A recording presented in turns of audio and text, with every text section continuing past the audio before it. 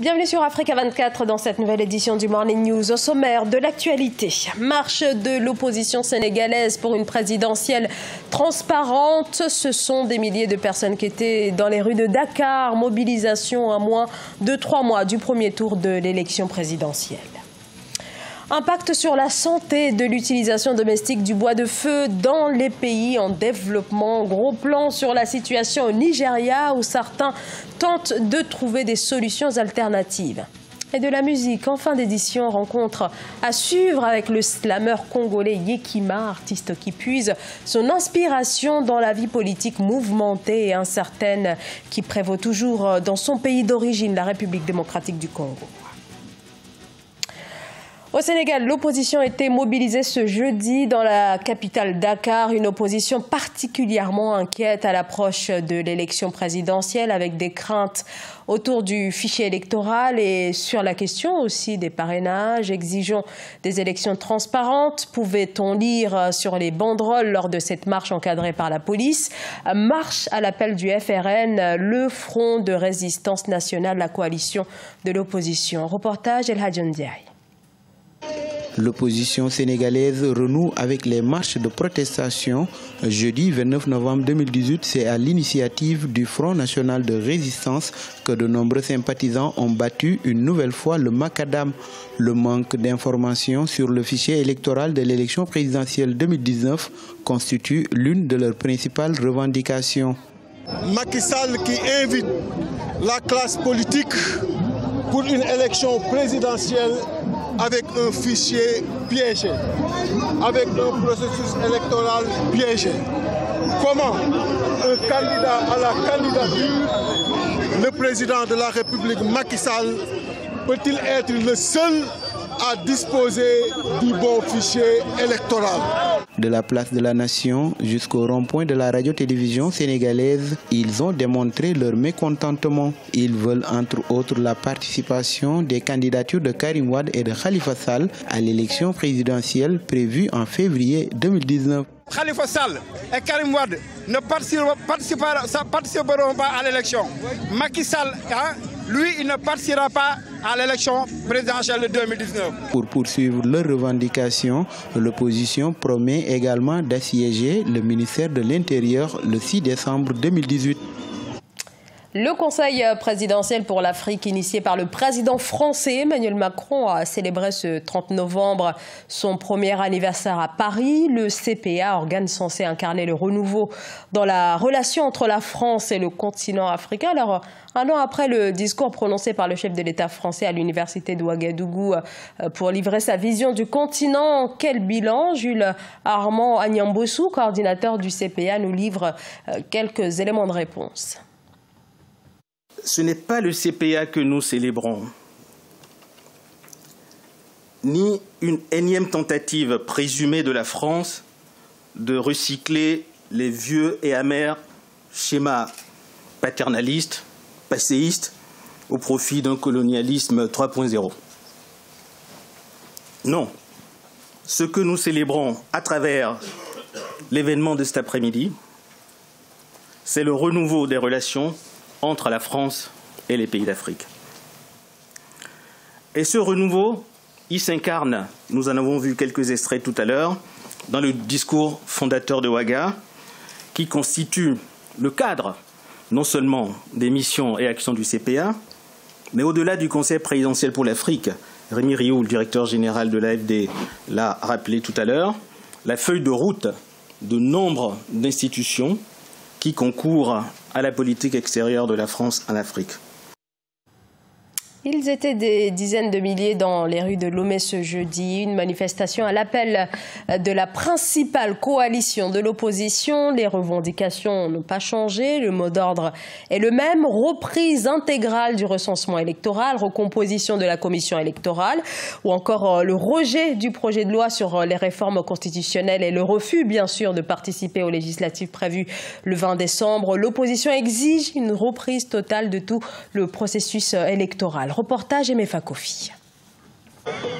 Des chants et danses à pas de guerrier pour dire non à un nouveau mandat du président Faure Gnassingbé. Les 14 partis politiques de l'opposition ont entamé ce 29 novembre à Lomé, la capitale togolaise, et dans plusieurs villes de l'intérieur du pays, leur série de manifestations. Les protestataires sont déterminés. Ils lancent un appel à la communauté économique des États d'Afrique de l'Ouest. Je voudrais m'adresser au président de la CEDEAO. S'il n'y avait pas l'alternance, vous n'allez pas venir au pouvoir dans vos pays. Nous voulons l'alternance au Togo. Maintenant que Faure quitte le pouvoir, qu'il laisse le pouvoir au peuple et nous-mêmes on va choisir qui nous voulons. Dans les rangs des leaders de l'opposition, on dénote comme un retour dans la rue du Parti national panafricain.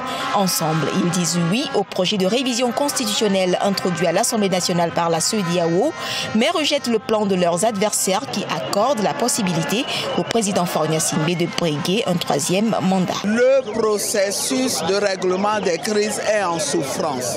La CEDEAO a pris la responsabilité d'aider à régler la crise. Nous en appelons à la CEDEAO pour que, au moment où il faut, des décisions fermes soient prises. C'est l'avenir de 7 millions et de plus de 7 millions d'âmes qui est en jeu. Du côté du parti au pouvoir, l'on entend passer des faces à l'adversaire politique. À l'Assemblée nationale, c'est un blocage qui s'annonce face au vote du projet de révision constitutionnelle de la CEDEAO. Les manifestants, eux, entendent poursuivre leur mouvement jusqu'à satisfaction de leurs revendications. De nombreux pays en développement utilisent encore le feu de bois pour la cuisson des aliments, mais aussi pour le chauffage. Un recours faute d'autres moyens, mais ce feu de bois qui contient plusieurs polluants a des effets très nocifs pour la santé. La fumée qui en émane peut être responsable jusqu'à 25% des particules dans l'air. Au Nigeria, certains tentent de réduire les risques en trouvant d'autres solutions alternatives. Aïssatou Bari. Au Nigeria, le jeune Ikena Uba et son équipe ont trouvé une alternative au charbon de bois et au bois de chauffage à partir de déchets organiques qu'ils collectent pour produire des briquettes en guise de solution respectueuse de l'environnement. Une façon pour eux de lutter contre les déchets et la pollution émanant de la combustion du charbon de bois. J'ai commencé à collecter des déchets pour les convertir en énergie issue de la biomasse renouvelable en raison de la quantité de déchets qui se remplissent partout dans ma rue, ce qui nuit à leur santé. Selon l'Organisation mondiale de la santé, 98 000 Nigérianes meurent chaque année de complications liées à la combustion de bois de chauffage. Cette nouvelle approche permettra non seulement de réduire la coupe abusive du bois, mais également les restes peuvent servir de fertilisant.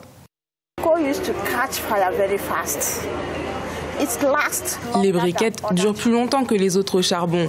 Cela m'aide à cuisiner très vite et rend mon environnement très soigné, car il ne fume pas.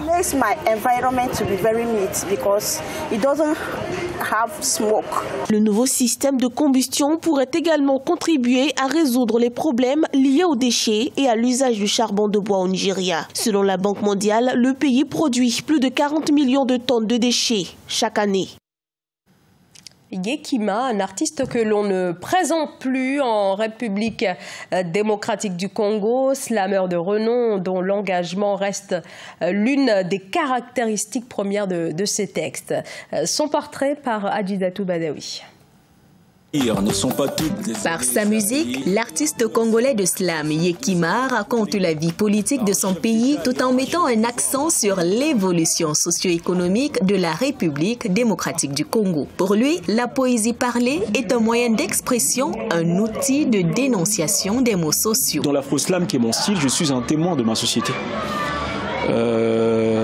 J'écris ce que ma société me renvoie, en bien ou en mal. Quand j'observe la société, je suis un observateur fiefé de la société qui m'est proche. La pertinence de ces textes et le message véhiculé dans ces slams font de Yekima un artiste très apprécié par les Kinois et dans le monde artistique. Yekima, c'est un artiste dans son slam qui soulève des questions avec différentes thématiques exploitées et qui te laisse à toi de prendre la décision. Et juste apprendre qu'il ne le fait pas en chantant, mais en disant juste de textes poétiques c'est juste quelque chose de merveilleux. En République démocratique du Congo, les mélomanes s'intéressent davantage aux messages d'amour. Le slam étant un genre musical qui nécessite un certain niveau de compréhension, il captive à ce jour seulement 5% de la population. Un défi à relever par les acteurs de la culture congolaise. Fin de ce journal. Merci à vous de nous avoir suivis. Dans un instant, une nouvelle édition de l'actualité sur Africa 24.